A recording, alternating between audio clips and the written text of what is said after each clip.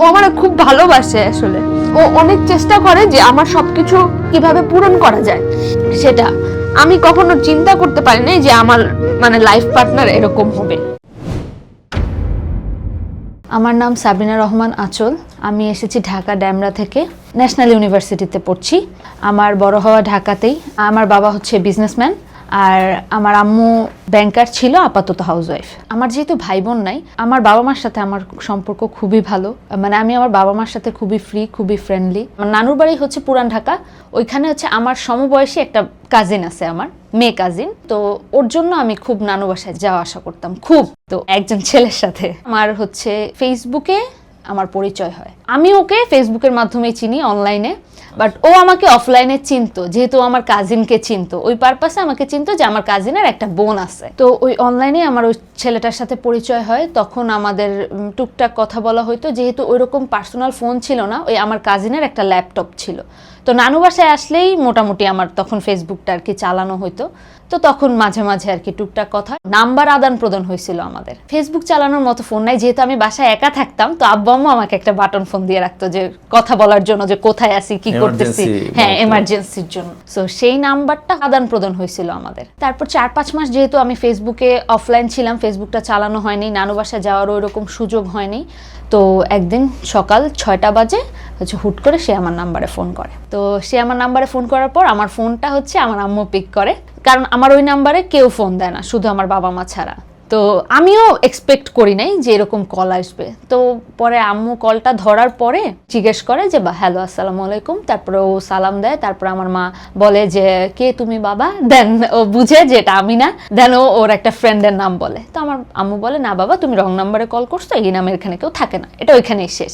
But আমি তো বুঝতে পারছি। দেন আমি স্কুল থেকে আয়সা আগেই ফোনটা চেক করছি যে ফোনটা কার ছিল। দেন আমি কল ব্যাক করি। আমি কল ব্যাক করার পর ও কল পিক করে। তারপর আমাদের মধ্যে কথাবার্তা হয়। তো তারপর হচ্ছে ওইখান থেকে আমাদের কথাবার্তা শুরু হয়, একদম কন্টিনিউয়াসলি যোগাযোগ শুরু। আমার থেকে ওই ছেলেটা 2 বছরের বড়।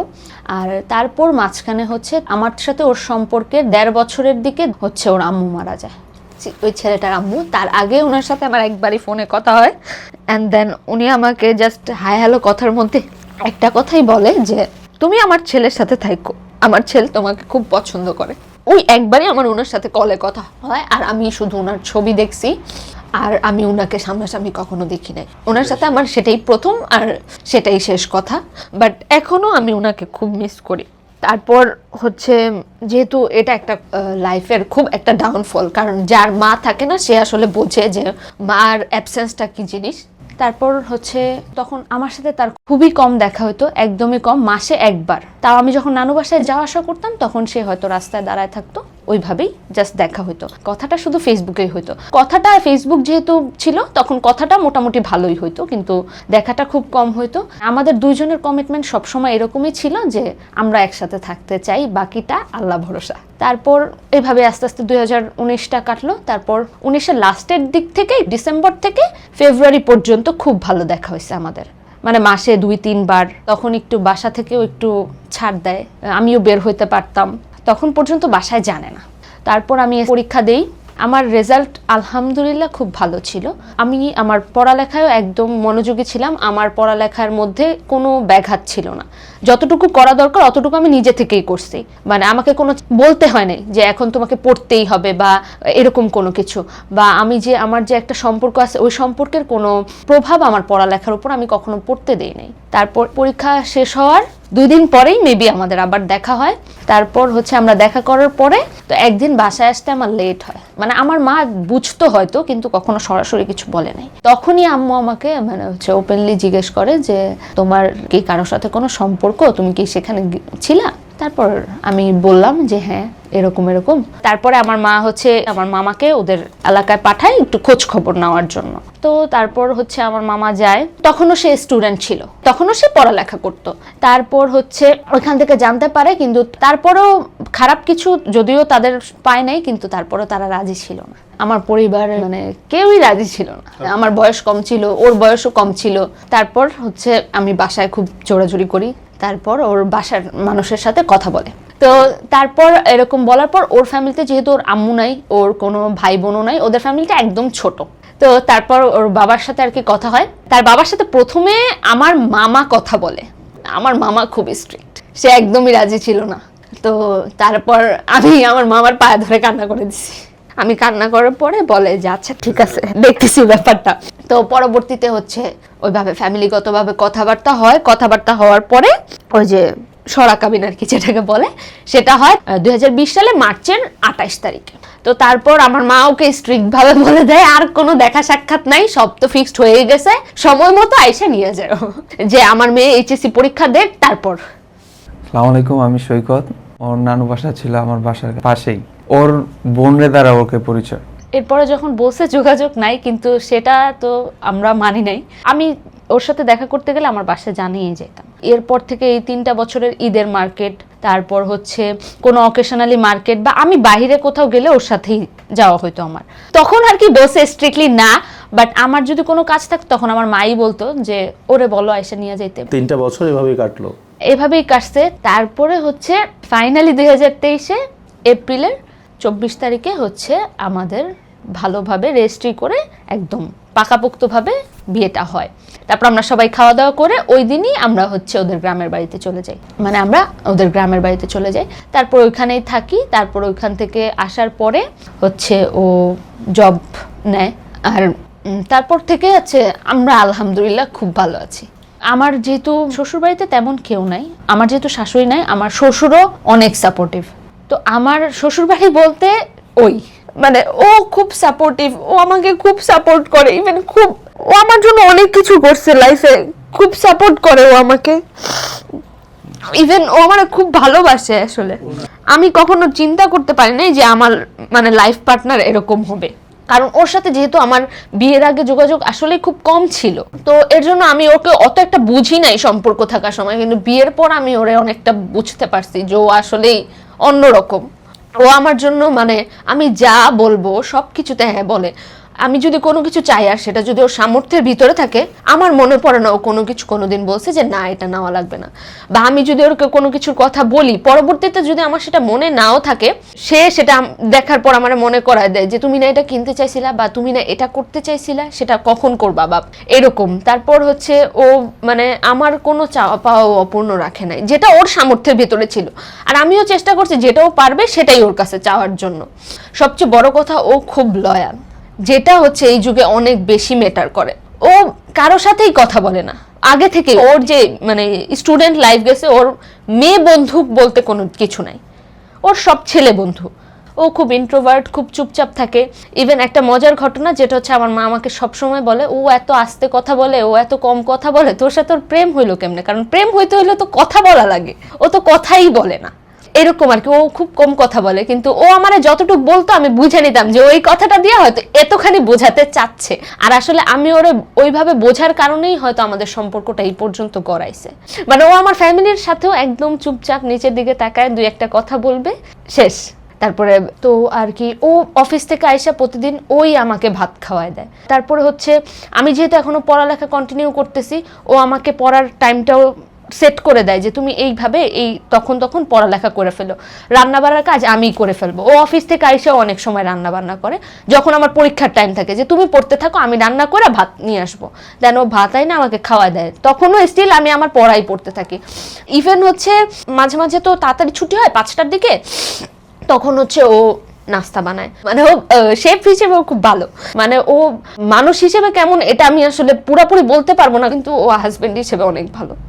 আমার মনে হয় যে ওর মতো হাজবেন্ড প্রত্যেকটা মেয়েই চায়, মানে ওর কোনো খারাপ দিক ওর নাই। ও আমার প্রতি লয়াল, ও আমার অনেক কেয়ার করে, ও আমাকে অনেক ভালোবাসে। একটা মেয়ে এর চেয়ে বেশি কিছু চায় না। ইভেন ও অনেক চেষ্টা করে যে আমার সবকিছু কিভাবে পূরণ করা যায় সেটা। বিশেষ করে আমার আলমারি গুছাতে খুব কষ্ট হয়, মানে আমার এটা পছন্দ না কাপড় গুছানো, ও সেটাও করে দেয়।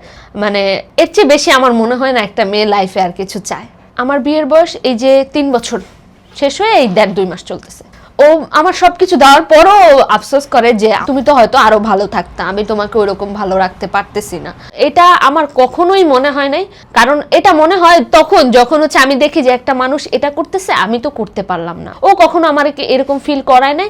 আর দ্বিতীয়ত আমি মনে করি যে আমি যেটা আছি সেটা অন্য কারো স্বপ্ন বা ইচ্ছা, যে আমার হাজবেন্ড এরকম হোক, আমার হাজবেন্ড আমার জন্য এগুলো করুক। যেহেতু আমরা মানে আশেপাশের মানুষ দেখি বা ফেসবুকে তো অনেক কিছুই এখন দেখা যায়, তো ওইগুলার থেকে মানে আমার মনে হয় যে আমি খুব ভালো আছি, এর চেয়ে আসলে আর ভালো থাকার কিছু নাই।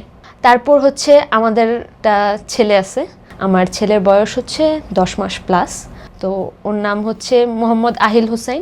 ছেলেকে লালন পালন করতেও সাহায্য করে? হ্যাঁ অনেক। ইভেন আমি ঈদের সময় মেহেদি দিলে ও আমাকে কোনো পানির কাজ করতে দেয় না, ছেলেকে গোসল করানো থেকে শুরু করে ওর সব কিছু, কাপড় ধোয়া, সব কাজও করে। তো মানে আমি হচ্ছে মানে এগুলো মাঝে মাঝে ভিডিও করে রাখি যে আমার হাতে মেহেদি, ও আমার ছেলেকে গোসল করাচ্ছে। তারপর হচ্ছে ছেলেকে পরিষ্কার করা, মানে সব কিছু ও করে। আমার মেহেদিটা মানে খুব খুব ভালো লাগে। তো ও সব সময় বলে যে তুমি তোমার যতটুকু ইচ্ছা তুমি মেহেদি দাও, মানে আমি যেটা পছন্দ করি সেটাই ও পছন্দ করে। মানে আছে না যে না তুমি এটা করতে পারবা না, এটা করো, ও এরকমও কখনো বলে না। তোমার এটা করতে ইচ্ছা করছে, আচ্ছা ঠিক আছে করো, আমার কোনো সমস্যা নেই, বাট আমি হেল্প করবো যে তোমার এই কাজটা করতে সহজ হবে কিভাবে, আমি কি করলে সেটা সহজ হবে। ওর উপরে ফল করার কারণই হচ্ছে ও অনেক সাপোর্টিভ, সব দিক দিয়ে সাপোর্টিভ।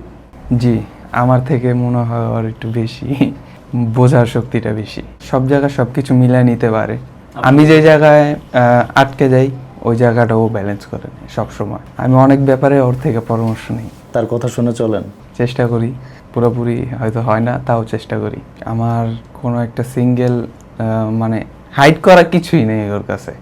আর আমি ভাবি যে ও আমার ওয়াইফ ছাড়া আছেই বা কে আমার শোনা। বাবা আছে, বাবার সাথে হয়তো সব বিষয় শেয়ার করাও যায় না, কিন্তু আমার ওয়াইফকে আমি সব কিছু বলি, সব কিছুতে পরামর্শ নেই, আর ও খুব সাপোর্টিভ। আমার মার অ্যাবসেন্সটা আমার ওয়াইফই আমার মনে হয় যে পূরণ করে, তাই আমি ওর উপরে বেশি দুর্বল। আমরা আসলে সাপোর্ট করি না অল্প বয়সে প্রেম, পাগলামি এবং আপনি কলেজে গিয়ে বিয়ের মতো সিদ্ধান্ত নিয়েছেন, এই ব্যাপারগুলো আমরা কোনোভাবেই লাভগুড়ি স্টুডিও থেকে সাপোর্ট করি না। কিন্তু আঁচলের এত ভালো কপাল, এখন এটা আমরা কপাল বলবো না তার বিবেচনাবোধ বলবো, এটা আমরা আসলে দ্বিধান্বিত। কারণ শুধু কপালের উপরই তো সব কিছু নির্ভর করে না, মানুষের চিন্তা শক্তি, মানুষের বোঝার ক্ষমতাও কিন্তু অনেক কিছু। তো যে কোনো কারণেই হোক, মানে আপনারা একজন আরেকজনকে পেয়ে যেভাবে আছেন, যেভাবে কৃতজ্ঞতা স্বীকার করছেন, এটা উদাহরণ দেওয়ার মতো। আমরা অনেক কাপলকে দেখি যাদেরকে নিয়ে প্রশংসা করি, যেমন এক সময় তাহসান এবং মিথিলাকে আমরা উদাহরণ দিতাম, প্রশংসা করতাম, কিন্তু একটা সময় দেখলাম যে আসলে সেখানেও খাদ আছে, সেখানেও ভেজাল আছে। কিন্তু সাধারণের ভিতরেও এমন অসাধারণ দাম্পত্য জীবন কেউ কাটাতে পারে, এটা আমরা বিলিভ করি, কিন্তু সচরাচর চোখে দেখি না। অনেকদিন পর আমাদের স্টুডিওতে এমন একটা কাপল আমরা দেখলাম, যাদেরকে দেখে মনে হচ্ছে যে আপনারা যা বলছেন সেটা সঠিক, এবং একজন আরেকজনকে যতখানি ভালোবাসেন, যতখানি ডিপেন্ড করেন, যতখানি সম্মান করেন, যতখানি সাপোর্ট করেন, এটাই আসলে হাজব্যান্ড ওয়াইফ। আপনাদেরকে দেখে শেখার আছে। এবং সবচেয়ে বড় ব্যাপার, আপনারা একজন আরেকজনের প্রতি যতখানি তৃপ্ত, যতখানি সন্তুষ্ট, এটা অনেক বড় ব্যাপার। আসলে স্বামী স্ত্রীর ভিতরে সন্তুষ্টি জিনিসটা থাকা উচিত। আমার স্ত্রী আমার জন্য যতটুকু করছে, কিংবা আমি আমার স্ত্রীর জন্য যতটুকু করছি, মানে এটাকে বোঝা, উপলব্ধি করা, তো মানে সবই দৃষ্টিভঙ্গি। তো আপনাদেরকে দেখে আমাদের অনেক ভালো লাগলো, আপনাদেরকে সম্মান করি। কিন্তু অবশ্যই আমাদের স্টুডিও থেকে আবারও বলি, আমরা অল্প বয়সের প্রেমগুলো আমরা সাপোর্ট করি না। আমরা চাই এখনকার ছেলেমেয়েরা প্রাপ্তবয়স্ক হয়ে উঠুক, নিজের জীবন, নিজের ক্যারিয়ারে ফোকাস করুক। তাই আমরা সবাইকে বলবো যে নিজের ক্যারিয়ারে ফোকাস করুন, নিজেকে স্বাবলম্বী করে গড়ে তুলুন, নিজে আগে তৈরি হন, তারপরে বিয়ের মতো জরুরি সিদ্ধান্তগুলো আপনারা নেবেন। আমি একটা কথা বলতে চাই যে আল্লাহ যাতে আমার মতো হাজবেন্ড প্রত্যেকটা মেয়েকে দেয়, তাইলে হয়তো এই যে সমাজের যেই মানে বিয়ে নিয়ে যে ভয় ভীতি বা মেয়েরা এখন যেটা ভয় পায়, ওরকমটা অনেকটা কেটে যাবে। সমাজের প্রত্যেকটা মেয়ে হ্যাপি থাকবে, সুন্দর একটা সংসার থাকবে। তো এটাই আর কি আমি বলতে চাই, যাতে আল্লাহ প্রত্যেকটা পুরুষকে ওর মতো বোঝার মতো শক্তি দেয়, আর প্রত্যেকটা মেয়ে যাতে আমার মতো হাজবেন্ড পায় আর আমার মতো অনেক হ্যাপি থাকতে পারে। প্রত্যেকটা মেয়ে, প্রত্যেকটা ফ্যামিলির মানুষ সুখে শান্তিতে থাকে। ধন্যবাদ আপনাদেরকে আমাদের স্টুডিওতে আসার জন্য। আজ এই পর্যন্তই, ধন্যবাদ। আসসালামু আলাইকুম। আসসালামু আলাইকুম।